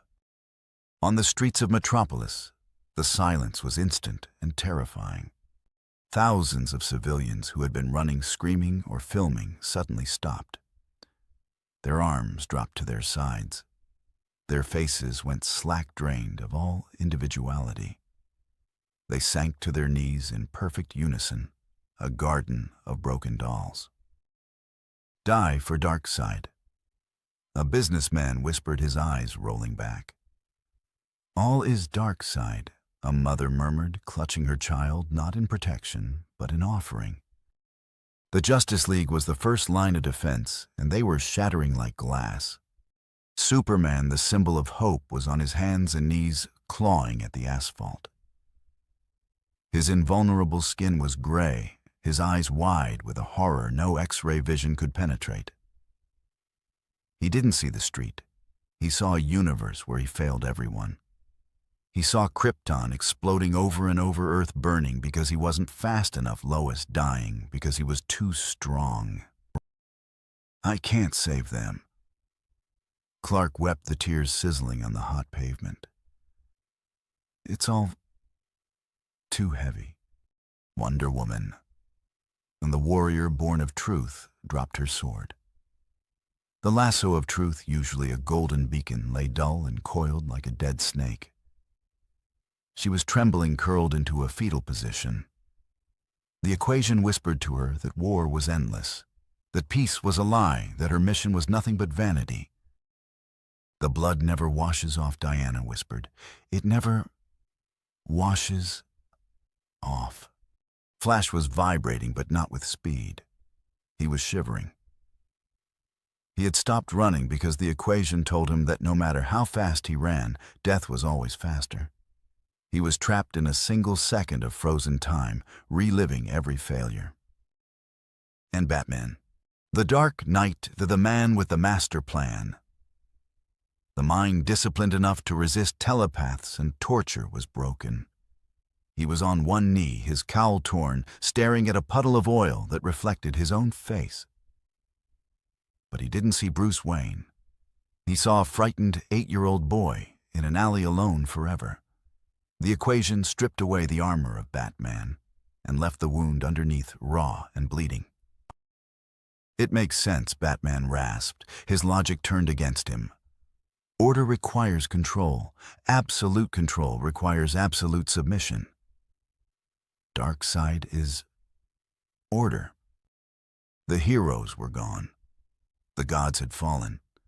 The world was seconds away from becoming a colony of apocalypse, a planetary engine of misery. Except for one spot on Fifth Avenue, a circle of silence amidst the psychic scream. Saitama stood there, hands on his hips, looking around with a confused expression. "Hey," he said, nudging the Flash with the toe of his boot. "Are you guys taking a nap on the ground? It's really dirty." He looked at Wonder Woman. "Are you okay? Did you lose a contact lens?" The anti-life equation washed over him. The psychic waves battered against his consciousness, seeking purchase. They looked for trauma to exploit. They looked for doubt. They looked for complex emotional entanglements, for guilt, for the fear of failure. They found a grocery list. Cabbage, eggs broken, seaweed, udon noodles. Why are udon noodles so expensive lately? Maybe I should switch to soba. The equation tried harder. It projected visions of cosmic futility. It showed Saitama the heat death of the universe, the emptiness of existence. Saitama blinked. "Man, I'm hungry. I hope Geno's didn't burn the rice again." The equation slid off his smooth brain like water off a duck's back. It wasn't that Saitama had indomitable will in the Green Lantern sense. It was that his mind was so perfectly beautifully uncluttered by existential angst that the weapon had nothing to latch on to. You cannot fill a cup that is already full of nothing. Above the city, the vortex swirled violently. The presence behind it, Darkseid, paused. For the god of tyranny, this was impossible. He felt the minds of billions succumbing to his will. He felt the Kryptonian break. He felt the Amazon break. But there was one static point, one grain of sand that refused to be crushed. "You," the voice boomed again, shaking the foundations of the city. The avatar of Darkseid began to manifest, a giant face composed of gray stone and magma pushing through the clouds. "Why is your mind silent? Do you not see the futility of struggle?" Saitama looked up at the giant stone face in the sky. He squinted. "Whoa," Saitama said. "That's a big head. You should see a dermatologist about those cracks." "I am the Tiger Force, at the core of all things." Darkseid intoned his voice, forcing the buildings to vibrate. "I am the hollow in the dark. Surrender your will. Submit to the truth of anti-life." Anti-life, Saitama picked his nose. "Is that like being dead? Because I feel pretty alive. Except my legs are kind of tired from standing around while you guys monologue." Darkseid's eyes, glowing with the Omega effect, narrowed. This creature was mocking him. No worse. This creature was ignoring the metaphysical weight of his presence. Insolence. Darkseid roared. "If your mind will not break your atoms, will be scattered across the dimensions." The giant stone hand of the Avatar descended. It wasn't just physical rock, it was gravity manipulation. The space around Saitama began to warp. The air became heavy, crushing down with the weight of a collapsed star. The pavement around Saitama turned to powder. The overturned bus nearby flattened into a metal pancake. The pressure was designed to liquefy a biological organism instantly. Saitama felt his shoulders get a little heavy. "Oh," he said, shoulder stiffness. He rotated his arm. "Crack. That actually feels kind of nice.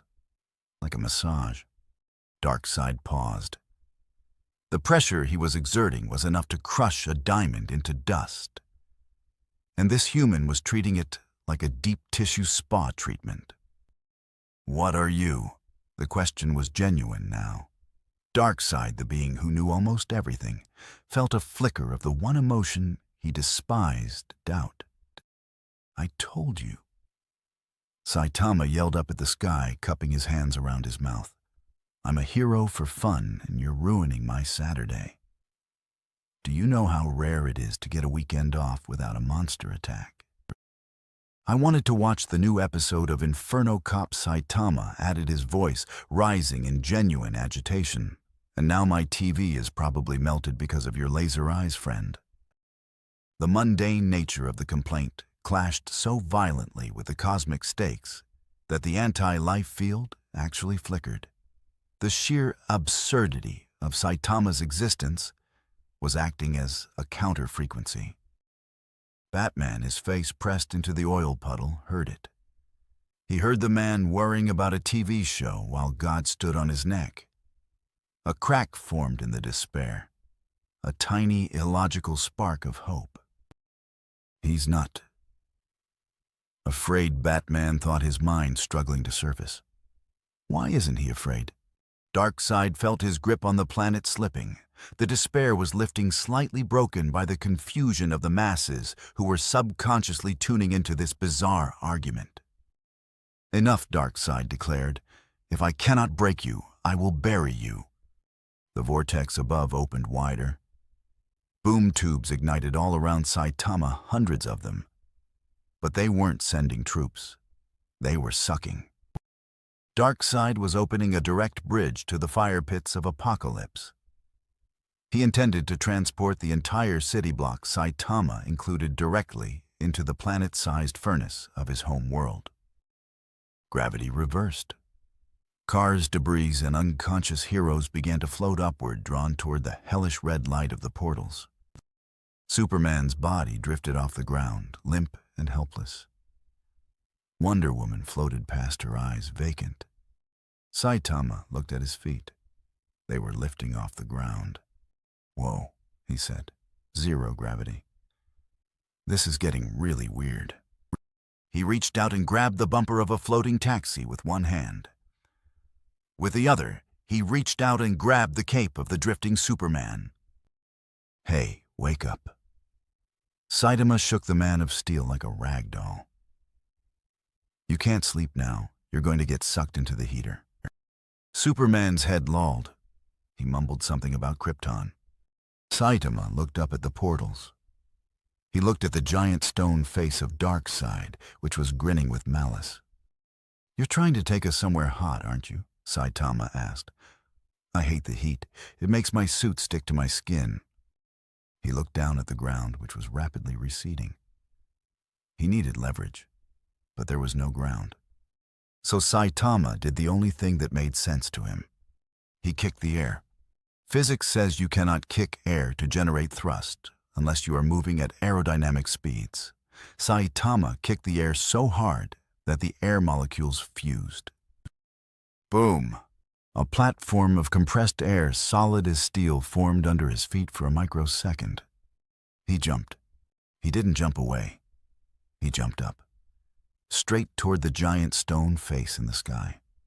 He moved so fast that he left a vacuum tunnel in the rising debris.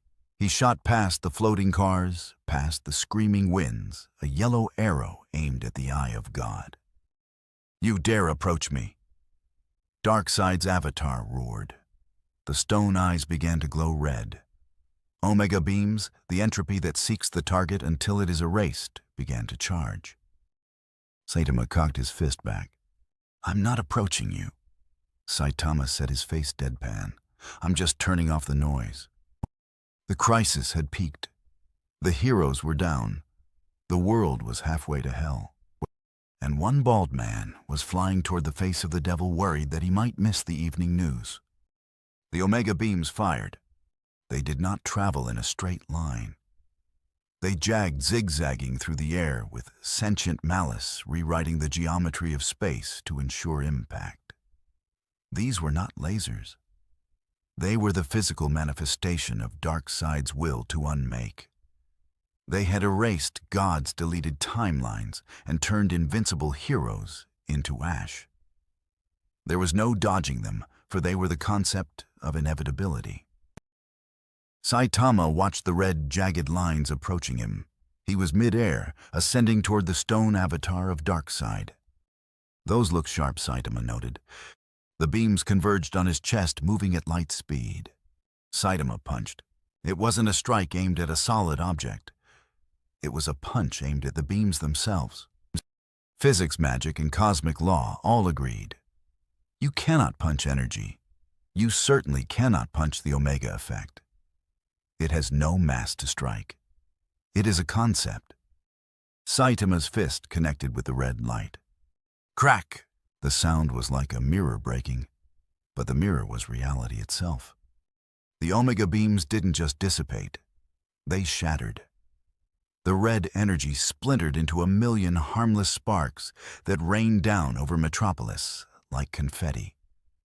The concept of inevitability was met with the concept of overwhelming blunt force, and blunt force won.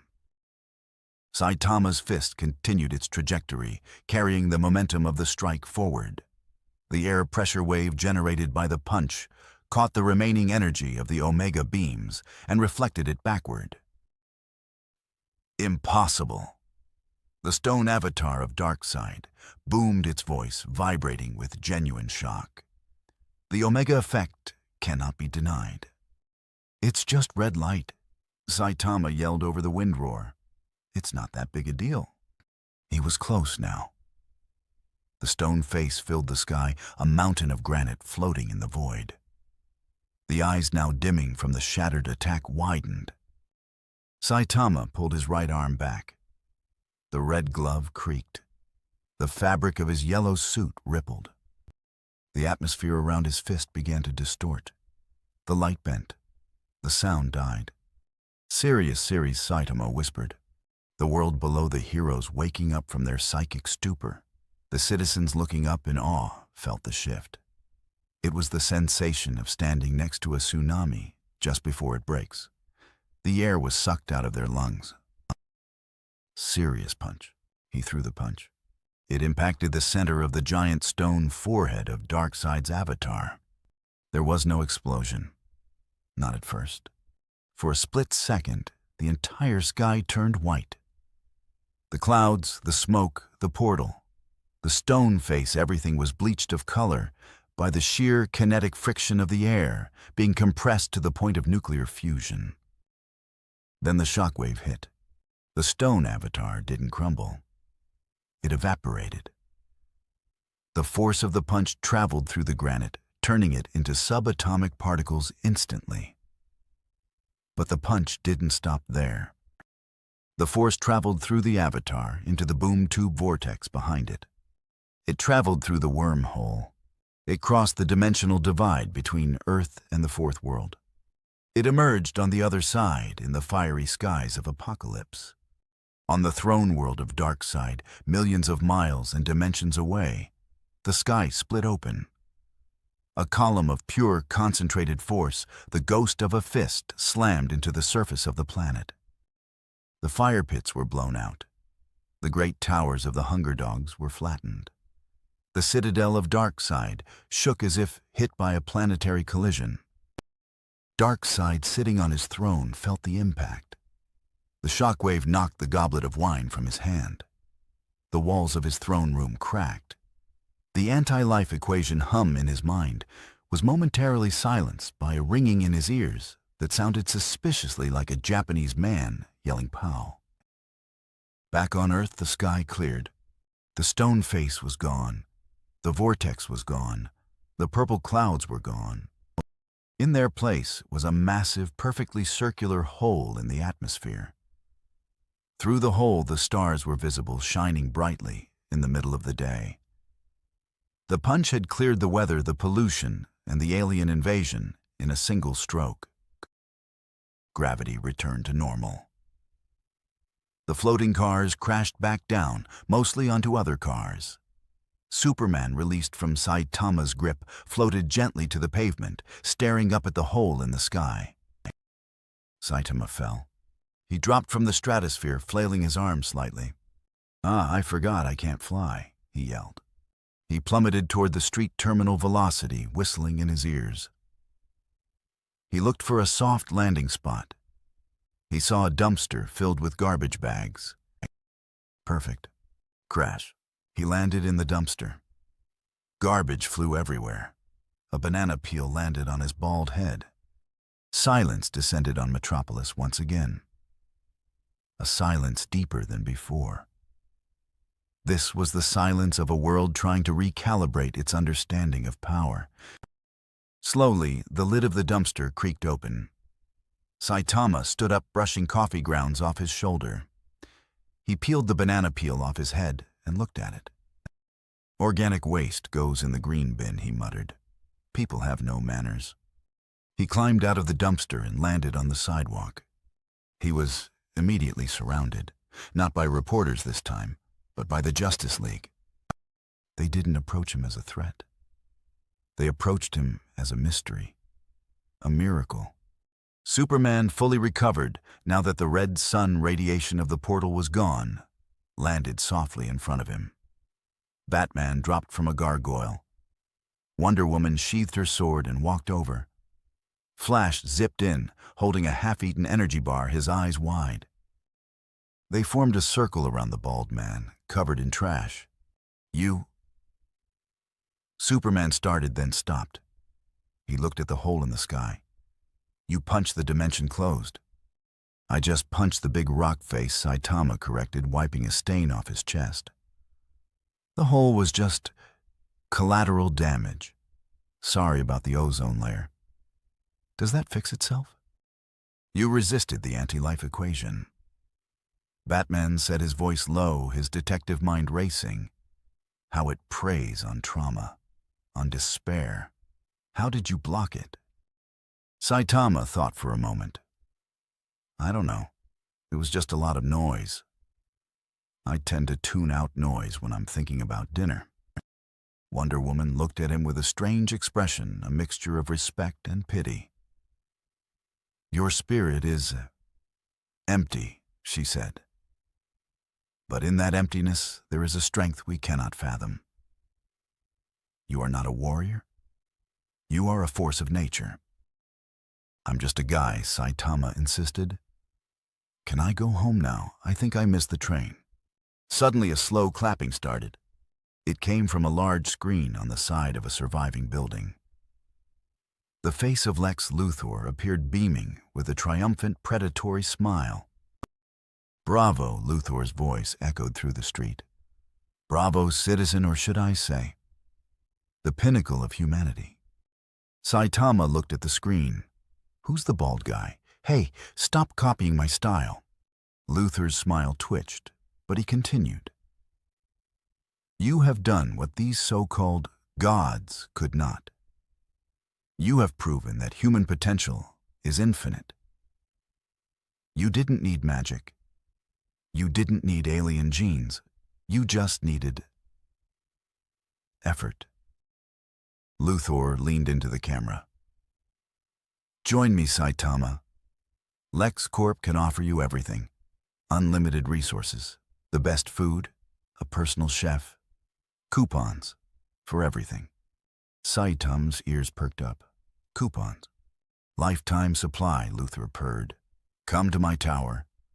Let us usher in a new age of man, an age where we don't need Superman." Superman stiffened. Batman reached for a batarang. Saitama looked at Luthor. Then he looked at Superman. Then he looked at his stomach, which growled loudly. You have a personal chef, Saitama asked. The best in the world, Luther promised. Does he know how to make udon? He can make anything. Saitama thought about it. This was the temptation, the devil offering the world. Nah, Saitama said, waving his hand. Sounds too fancy. I like making my own hot pot. Besides, rich guys usually have weird rules. I bet you'd make me wear a tie. Luthor's face fell. You are refusing. Do you know what I am offering? Yeah, Saitama said, turning his back on the screen. But I already have a roommate. He's a cyborg, kind of annoying, but he does the dishes. I'm good. He started walking down the street, away from the heroes, away from the villain, away from the adoring crowds, beginning to cheer. Wait. The Flash zoomed in front of him. Where are you going? The world wants to thank you. There's going to be a parade, a key to the city. I'm going to find a convenience store, Saitama said. I need to buy gum. The taste of that monster's breath is stuck in my mouth. He walked past the Flash. He walked past the stunned National Guard troops. He walked past the debris of the battle he had ended with a single punch. As he walked, the sun began to set, casting a long shadow behind him. The shadow didn't look like a hero. It just looked like a man. Batman watched him go. He tapped his comms. Oracle, Batman said. Create a new file. Classification Omega level. Codename Caped Baldy. Caped Baldy, Oracle asked. That sounds disrespectful. It's accurate, Batman said, a rare tiny smirk touching his lips. And I have a feeling he won't mind. Just keep an eye on him. And send a drone to pay for his groceries. On it, Oracle replied. Saitama turned the corner and disappeared into the twilight of the ruined city. Behind him, the world began to breathe again. The gods looked at each other, humbled. The hierarchy had shifted. They were no longer the ceiling of power. They were just the middle management. The real boss was out buying gum. The dust didn't settle in Metropolis. It felt like it was afraid to land. The city was a graveyard of glass and twisted steel, a monument to the violence of the last hour. But the atmosphere had changed. Usually, after a crisis event, there is a heavy, somber air, a collective mourning for the dead, and a tearful gratitude for the saviors in the sky. Today, the air was electric. It buzzed with a chaotic, dangerous energy. Saitama stood near a shattered newsstand, kicking a piece of masonry. He had found his plastic bag, but it was torn in half. The leak was gone. The eggs were a memory. A total loss, he sighed, inspecting a smear of yolk on his boot. And I don't think they do refunds for acts of God. A blur of red and yellow lightning materialized next to him. The wind from the stop ruffled Saitama's cape. It was the Flash. The speedster was holding a carton of grade A large eggs, a bag of premium udon noodles, and a receipt. Here, Flash said, breathless, not from exertion, but from nerves. I ran to Star City. The grocery store there is still standing. I paid for it. Keep the change. Saitama took the carton. He opened it. 12 perfect uncracked eggs. His face transformed. The dead fish eyes widened, sparkling with genuine emotion for the first time since he arrived. The corners of his mouth lifted. Whoa, Saitama said, his voice trembling slightly. Premium brand. These are the expensive ones with the orange yolks. Are you sure? It's the least we can do, Flash said, looking at the man who had just punched a hole in the dimension. You saved everyone. The League wants to talk to you. Formal debriefing. Pizza is on the way. Saitama closed the carton carefully. Pizza is good, but I don't like meetings. They drag on. People use PowerPoint. It's sleepy. "It's not a meeting," Flash lied. "It's a victory party." While they spoke, the world around them was rewriting its own mythology. A few blocks away, a crane was lifting a fallen slab of concrete off a crushed sedan. A crowd had gathered. Usually they would be waiting for Superman to fly down and lift it. But Superman was busy coordinating the search and rescue with the fire department. A young man in a torn gym shirt stepped forward. He looked at the slab. He looked at his own hands. 100 push-ups, he whispered. He gripped the edge of the concrete. He gritted his teeth. He pulled. It didn't move much, maybe an inch, but he pulled until his veins popped, until he screamed with effort. Others joined him. 3 people, 10, 20. Ordinary citizens covered in dust grabbed the debris and heaved. "Push," they screamed in unison. The slab moved. It slid off the car. A cheer went up, raw, guttural, and fierce. They hadn't waited for a god. They had done it with friction and sweat. Lex Luthor watched this from his surviving monitors, and he drank it in like fine wine. See, Luthor whispered to the silent room. The infection spreads. The dependency is breaking. He tapped a key, broadcasting a new feed to the flickering screens across the city. It wasn't a message of terror. It was a montage. He had edited the footage of the battle. He slowed down the slap.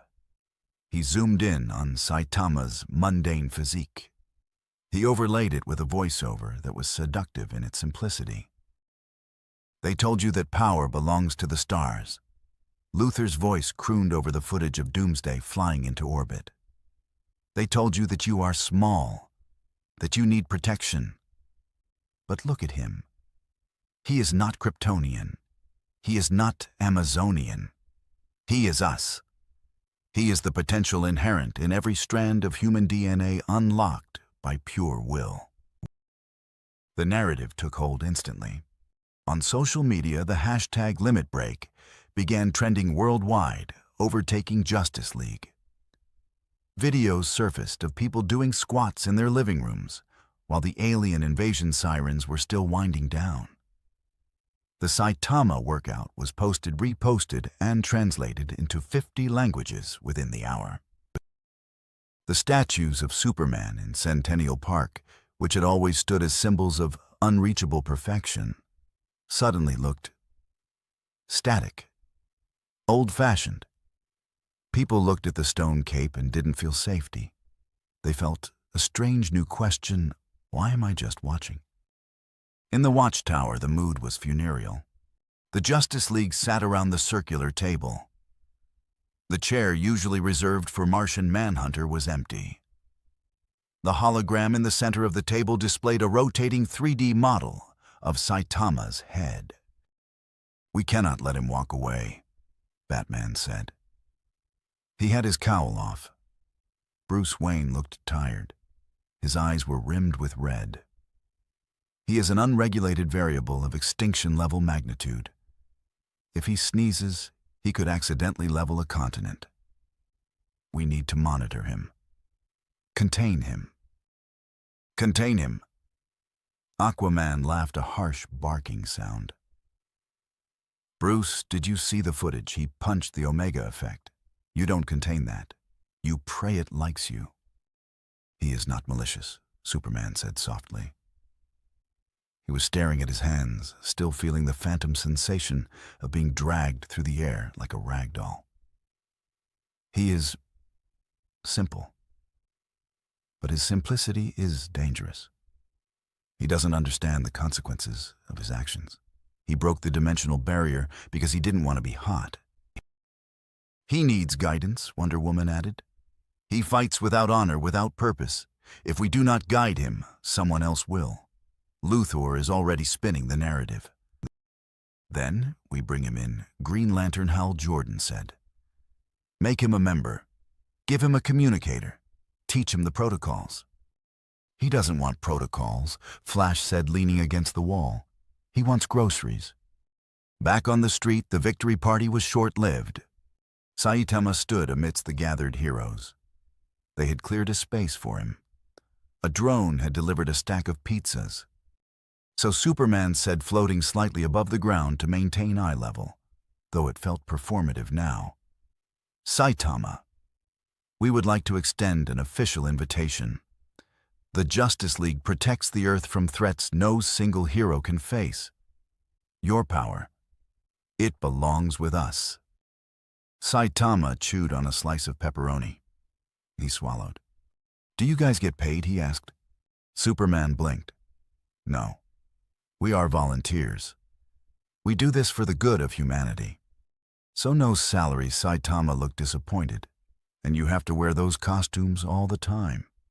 It's a uniform, Batman growled from the shadows. And you have meetings, like in space. Weekly strategic assessments, Batman confirmed. Saitama waved his hand. Pass. The word hung in the air. Pass, Superman repeated. You are refusing. Do you understand the responsibility you carry? Look, Saitama said, wiping tomato sauce off his chin. I'm a hero for fun. If it becomes a job with no pay and lots of meetings, it's not fun anymore. That's just a hobby that got out of hand. He picked up his bag of eggs and noodles. Besides, Saitama pointed at the hole in the sky. You guys seem to have it covered. You have the cool gadgets and the flying and the laser eyes. I'm just the guy who punches stuff when it gets too loud. But what if Doomsday returns? Wonder Woman asked. What if Darkseid comes back? Saitama shrugged.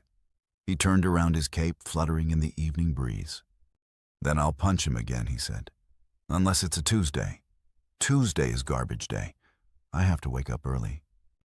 He started to walk away. The heroes watched him go. They could have stopped him or tried to. They could have surrounded him, argued, pleaded. But the aura around him was absolute. It was the aura of a man who was completely finished with the conversation. As he walked past a shattered storefront, a group of kids ran out. They were wearing towels as capes. One of them, a boy with a shaved head, ran up to Saitama. Mister, the boy yelled. Are you the One Punch Man? Saitama stopped. He looked down at the kid. One Punch Man. That's a terrible name. Makes me sound like a gimmick. You were awesome. The boy punched the air. You went pow, and the big monster went whoosh. Can I be strong like you? Saitama looked at the kid. He looked at the ruined city, the bewildered gods, and the opportunistic villains. He knelt down. Sure, Saitama said. It's easy. Just do push-ups until your arms make weird clicking noises, and eat your vegetables. He stood up and walked into the shadows of the alleyway, disappearing from the public eye as quickly as he had entered it. The fallout continued to ripple outward. In the days that followed, the crime rate in Metropolis dropped to near zero. Not because the criminals were afraid of Batman, but because they were afraid of everyone. Every bald man in a yellow shirt became a potential nuclear deterrent. Every average-looking citizen walking down the street might be him. The hierarchy of power hadn't just changed. It had dissolved. The gods were still there, floating in the sky. But the people weren't looking up anymore. They were looking at each other, wondering which one of them would break their limiter next. Saitama had left the DC universe with a parting gift greater than safety. He had given them the terrifying, exhilarating knowledge that a god is just a human who didn't give up on their workout routine. And deep in the darkest corner of the multiverse, a monitor watched the timeline diverge. The Saitama variable was spreading. It wasn't just a story anymore. It was a virus of pure, unadulterated potential. The neon sign of Big Belly Burger flickered with a rhythmic, buzzing hum, casting an intermittent red glow over the wet pavement of the Hell's Kitchen district. It was one of the few structures in this sector of Metropolis that still had power, thanks mostly to a backup generator that rattled and coughed in the alleyway like a dying smoker. Inside, the air smelled of grease, antiseptic floor cleaner, and the lingering scent of ozone that seemed to have permeated the entire city since the invasion. The diner was mostly empty. A tired waitress with dark circles under her eyes wiped down a counter, her movements slow, hypnotic. On the television mounted in the corner, a muted news anchor gestured wildly at a diagram of the hole in the atmosphere, while a ticker tape at the bottom scrolled endlessly, "Justice League silent." Who is the capeless anomaly? LexCorp stock rises 400%. In a booth near the back, far away from the window, sat the anomaly. Saitama was hunched over a red plastic tray. He had ditched the yellow suit for a casual hoodie he'd seemingly pulled out of a donation bin. It read "OPI" on the front in bold, distorted letters. He was currently engaged in a battle of surgical precision, dipping a French fry into a small paper cup of ketchup with the focus of a bomb defusal expert. The bell above the door chimed. Ding. Saitama didn't look up. He was too busy calculating the ketchup-to-fry ratio. A man walked in. He was tall, broad-shouldered, wearing an ill-fitting plaid shirt and thick-rimmed glasses that did little to hide the chiseled structure of his jaw. He moved with a practiced clumsiness, a slight slouch designed to minimize his presence, to make him seem smaller than he was. But the air around him felt heavy-charged with a solar potential that made the hair on the waitress's arms stand up as he passed. Clark Kent slid into the booth opposite Saitama. He didn't say anything at first. He just sat there, his hands folded on the Formica table, looking at the bald man who had slapped a doomsday-class entity into the lunar regolith. Saitama finished his fry. He licked a spot of salt off his thumb. He looked up, his eyes blank and unreadable. "Oh," Saitama said, "it's you, the flying guy. You changed your clothes." Clark adjusted his glasses. I prefer to keep a low profile when I'm not working. Call me Clark." Clark, Saitama repeated. He pushed the tray of fries slightly toward the center of the table. "You want one?" "They're surprisingly good. The texture is crispy, but the inside is soft. It's a solid 8 out of 10. Clark looked at the fries. Then he looked at Saitama's face. He was searching for the spark, the divine fire, the madness, the alien intelligence. He found nothing. Just a man who really liked potatoes. Saitama Clark began, his voice low, vibrating with a resonance that couldn't be fully suppressed. "I needed to ask you something. Something personal." "If it's about the bill," Saitama said quickly, guarding his tray with his arm, "we're splitting it. I'm on a budget until the end of the month." "It's not about the bill." Clark smiled, a small, weary expression. "It's about the quiet." Saitama blinked. "The quiet, the silence at the top," Clark said. He leaned forward, dropping the facade of the bumbling reporter for a moment. "I hear everything. Heartbeats, distress calls, tectonic plates shifting. I feel the weight of every life I can't save. When I fight, I have to hold back. Every punch is a calculation. If I hit too hard, the air pressure kills the bystanders. If I move too fast, I ignite the atmosphere." Clark looked down at his hands, hands that could crush diamonds but had to type on a keyboard without shattering the plastic. "I live in a world of cardboard," Clark whispered. "I am always terrified that I will break it. But you..." He looked up, his blue eyes piercing. "You didn't hold back. You punched the concept of tyranny in the face. And you didn't seem burdened." Saitama scratched his ear. He picked up another fry, twirling it. "Burdened?" Saitama asked. "I guess not. I mean, my shoulders get stiff sometimes, and it's annoying when I miss a sale." "That's not what I mean," Clark pressed. Don't you feel isolated to be so much stronger than everyone else? To know that no one can truly understand the view from where you stand? Does it not make you feel alone? The question hung in the air, heavy with the specific loneliness of a god living among mortals. This was the question Superman could never ask Batman or Wonder Woman. They were strong, but they weren't invincible. They still struggled. Clark had seen Saitama struggle, and it wasn't physical. It was existential. Saitama chewed the fry slowly. He swallowed. He looked out the window at the ruined city, at the reconstruction crews working under floodlights. Alone, Saitama said. I guess. Nobody really gets it. I used to want a good fight. I used to want my heart to race to feel that fear again. But now, he shrugged a motion that carried the weight of a galaxy. Now I just realized that the fight isn't the point Saitama said. Being strong is boring. It's just a status. It doesn't pay the rent. It doesn't make the food taste better. If you let the power define you, then yeah, you're going to be lonely. You're just a statue that floats.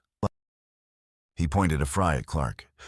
But if you're just a guy who happens to be strong, then you can just eat fries.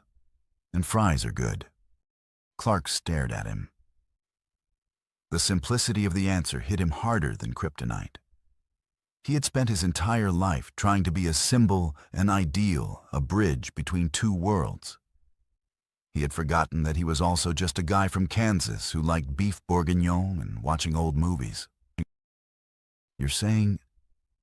Clark paused, processing the paradigm shift. You're saying I should stop trying to be Superman all the time. I'm saying Saitama wiped his mouth with a napkin that if you treat saving the world like a job, you're gonna burn out. Treat it like a hobby. Do it for fun.